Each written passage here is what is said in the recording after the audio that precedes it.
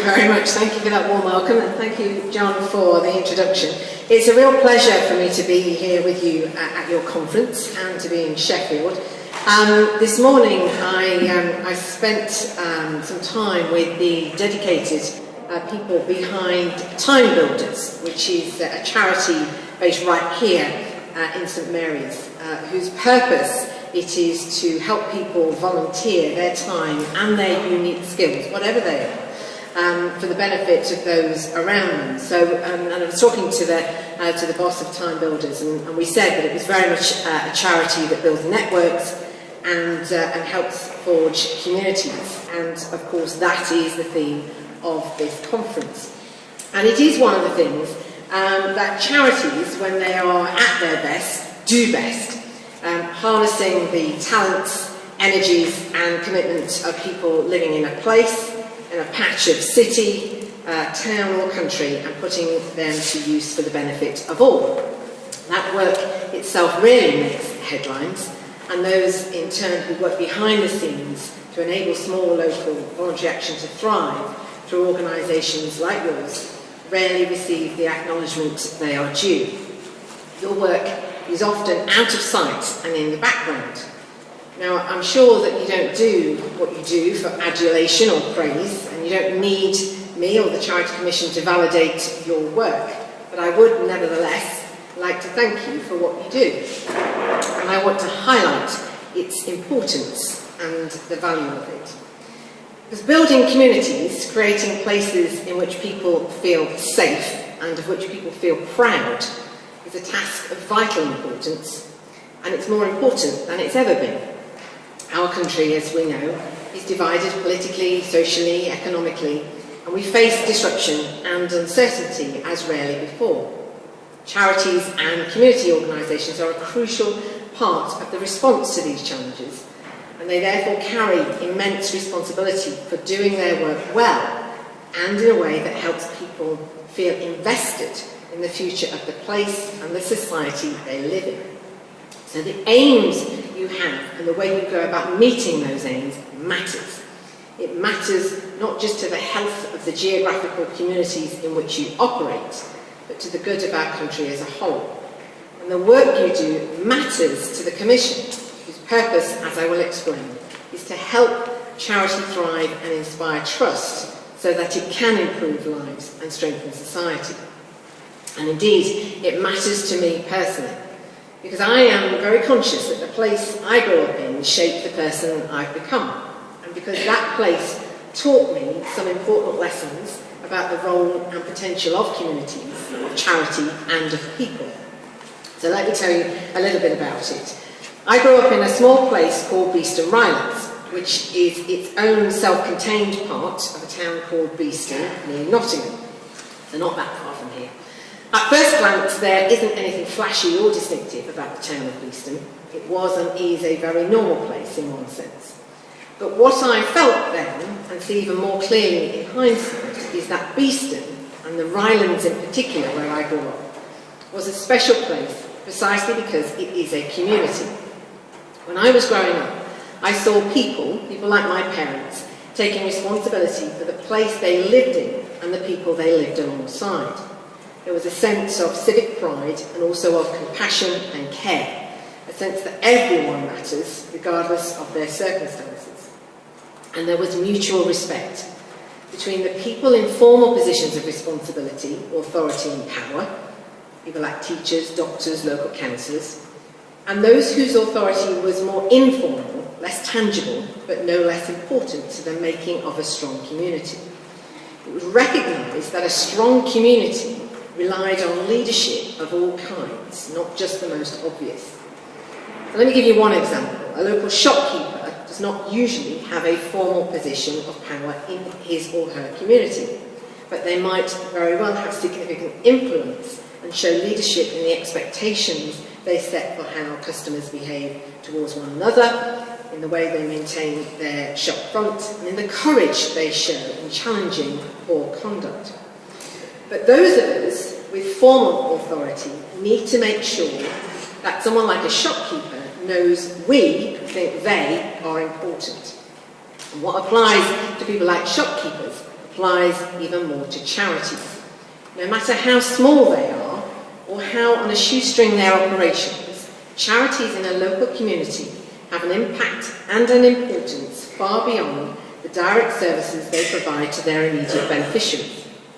They can help make the difference between a community that inspires people to invest in the future and one whose inhabitants long for a past that cannot return. And that's why I know that I am stood now before some of the most influential and important people in the charity sector, and arguably by extension some of the most important people in our society. You might not see yourself as such, but as people, as organisations, whose purpose is to help local voluntary action in your communities thrive and succeed, you hold huge power. And I know that the Charity Commission won't fulfil its positive new purpose or deliver on our ambitious new strategy unless we bring people like you with us, unless we work in constructive partnership with you. So let me tell you then about the Commission's strategy and how we arrived at it. As John has said, I started the Commission 9 months ago. It was at the end of February actually. And I was excited then, and I'm excited now about the difference the Commission can make if it does its job well. And at its core, our job is to represent the public interest in charity, to help charities understand and respond to public expectations so that charities, in turn, can serve their beneficiaries and have the wider positive impact I spoke about a moment ago. And because we represent the public interest, we needed to recognise that regulation is not an end in itself. We don't fulfil our statutory functions just for the sake of it. Doing so must, we said, be a means to an end that serves the public good. And that end is essentially about what you do, about charity and the difference you make. And so at the heart of our new strategy lies a positive, optimistic purpose. We say our purpose is to ensure charity can thrive and inspire trust so people can improve lives and strengthen society. And to put it another way, we want to help maximise the benefit charity has in our society. Everything we do from now on will be to serve that end. We will, of course, continue to fulfil our statutory functions, registering charities, investigating mismanagement, providing guidance to trustees on their duties, but we'll do so in a way and to an extent that helps us achieve our purpose. But there is a significant hurdle in the way of our achieving our purpose. Early into my time at the Commission came some evidence that charities are not, at this time, meeting their undoubted potential. Research into levels and drivers of public trust in charities revealed that even though charities are by definition organisations that exist to provide public benefit, the public no longer give them the benefit of the doubt. Now, of course, individual people have more or less trust in individual charities. The point I'm making is that the concept of charity no longer evokes an automatic sense of confidence from the public. There may well be all sorts of factors that feed into this change, for example, the general decline in deference to and trust in institutions of all kinds. But I felt strongly that such wider issues should not stop the Commission from asking whether there's something in and about charities that has contributed to the decline in trust too. So we undertook, over the course of this summer, detailed further research. We wanted to delve deep to find out what it is people expect from and associate with charity and how they relate to charity and why. And what we found was in some senses contradictory, because on the one hand, there is no one public when it comes to charity. People relate to charity in different ways, depending on who they are, where they live, and their general sense of security, notably financial security. Some people, often older people who live in less diverse areas, generally think of charity in terms of local voluntary action. The charities some of you work with may well know people who fall into this group well. They may form a good proportion of your volunteers, for example. Then there are those who see charity principally in terms of its potential to operate and make change at a national, global, structural level. They are often younger and live in diverse communities. Others still support professionally run charities and the wider role that charities play in society. They welcome the global footprint of some of our larger charities, and they are even comfortable with the large salaries sometimes paid out to those in charge of complex organisations. These are typically the people that most charities that work nationally, the bigger ones, spend most of their time talking to or with, and they make up what I sometimes call mischievously the charity sector echo chamber. But the research found that regardless of this diversity of view, there is a remarkable agreement on one basic expectation of charity, namely that being a registered charity should mean something, that charities should be held to higher standards of behaviour, conduct and integrity because they are charities. Or to put it the other way around, that charitable aims don't justify uncharitable means. We all, according to our research, look to charities to be role models, not just in what they seek to achieve for their beneficiaries, but also in how they go about pursuing that outcome. People don't expect to like everything every charity does, let alone to wish to support every charity with their time and money. This is not about charities competing for popularity. What the public expect is to be able to respect the charity because of the way it conducts itself, the sincerity and authenticity with which it pursues its charitable objectives. And this view is held almost universally and shared between people who otherwise probably have little in common when it comes to charity or anything else.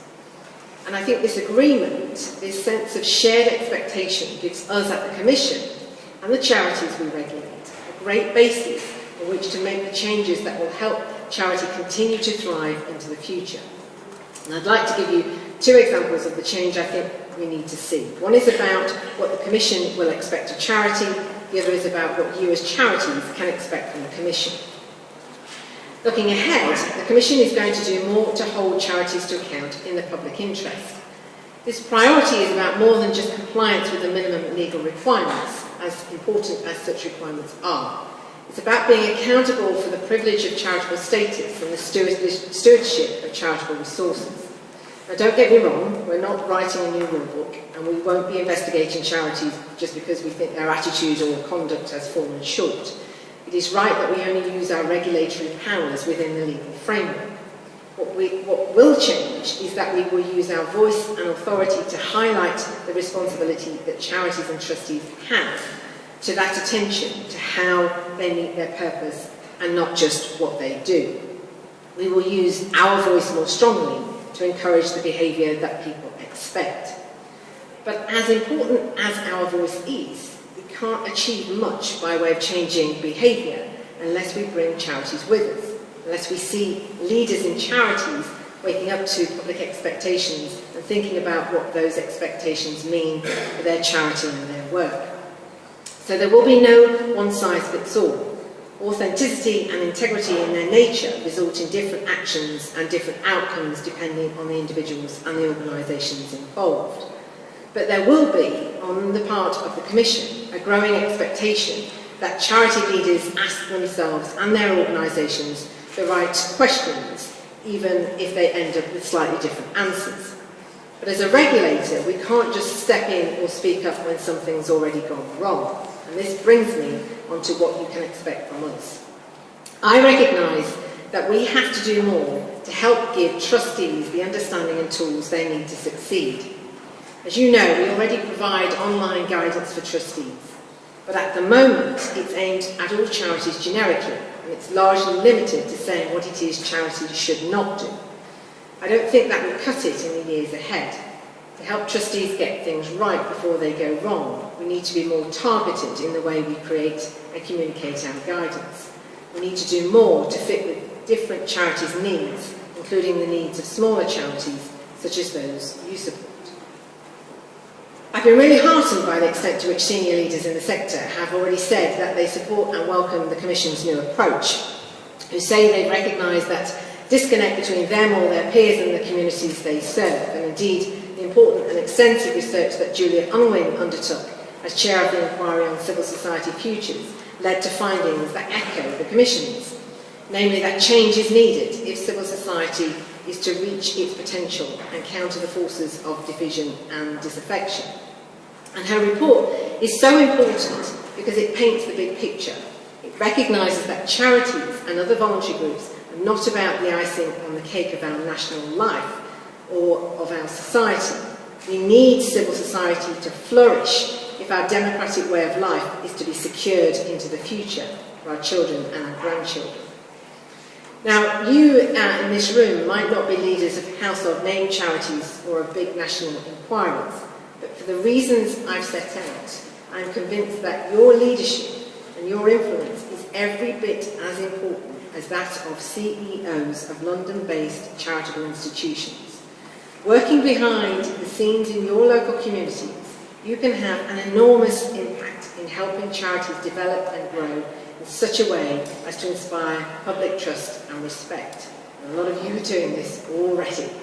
Now, I don't live in cloud cuckoo land. I know you don't have spare time and resources to develop grand plans and initiate new projects. You've got a lot on your hands already. And I realise that financial worries about demand, and how your local voluntary sector can possibly meet that demand and the resources available to them are what keep you awake at night. And I can't resolve those challenges for you at the Charity Commission, I'm afraid.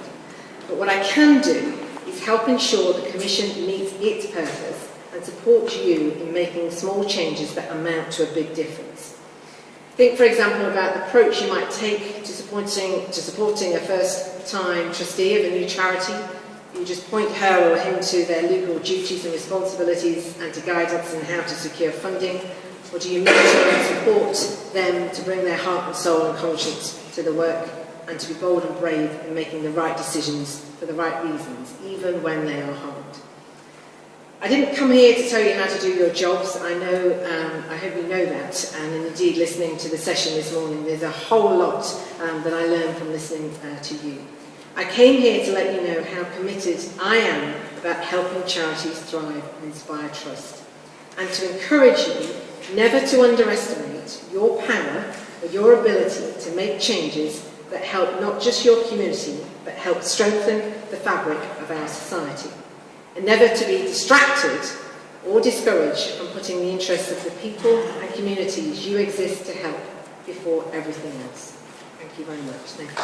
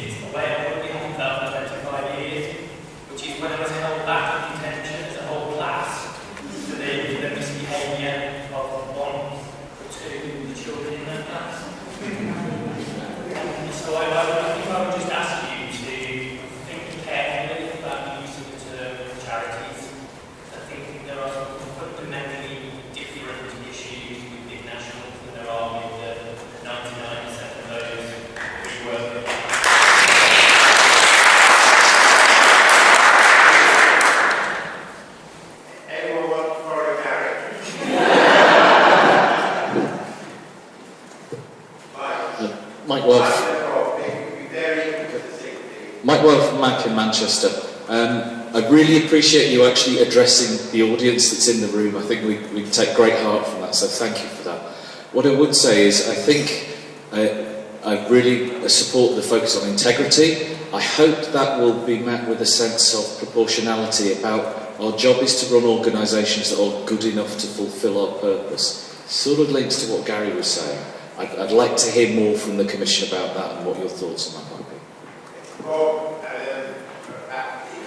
Yes, Rob Magwood, Hallam University. It's just an echo of the other questions, which is, to what extent do you think the problem of trust in charities as a concept is actually a media-inflected trust related to national charities and the issues that have been faced by them in the last 2 years or so? Okay, thank you. I mean, I think they all cover a similar theme, and thank you all for the points that you've made. I suppose what I would say is that it is absolutely right that the major scandals that we've seen exposed through the media over the course of this year, but also those in the recent previous years as well, have been predominantly sort of about the larger big charities. And there's no getting away from that. That is absolutely true.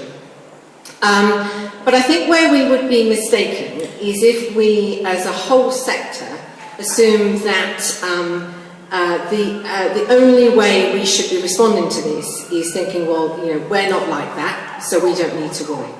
The point I keep trying to emphasise to people is that people do not think, absolutely do not think, that all charities are bad. I mean, we know that. I mean, we absolutely know that. There's a huge amount of support and affection and complete reliance on so much of what you do. And you will know from your own supporters, volunteers and membership that what you experience yourselves is not is not the same as what I'm talking about on the larger scale.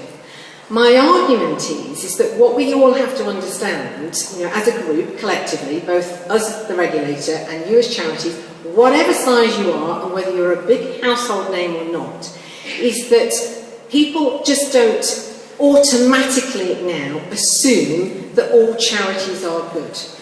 And instead of responding to that by saying, well, we're not like that, what I'm saying is to people like you, people who are doing the right thing every day, is to say, right, we get that. And what we're going to do is we're not going to try and explain to the public why they are wrong to think that they think that. We're going to say, we get that what you need from us is to keep doing what we do and showing how we do it is in support of what you really want from charities, which is the difference we exist to make. So this is not something to, try really hard not to take this personally, but actually see it as an opportunity to be the leaders that you are for this wonderful sector that you are a part of, and actually set example to everybody else, because that's what you can do, and that's what I'm asking you to do. I think that probably covers all three questions, if that's all right. Thank you so much, I really appreciate it.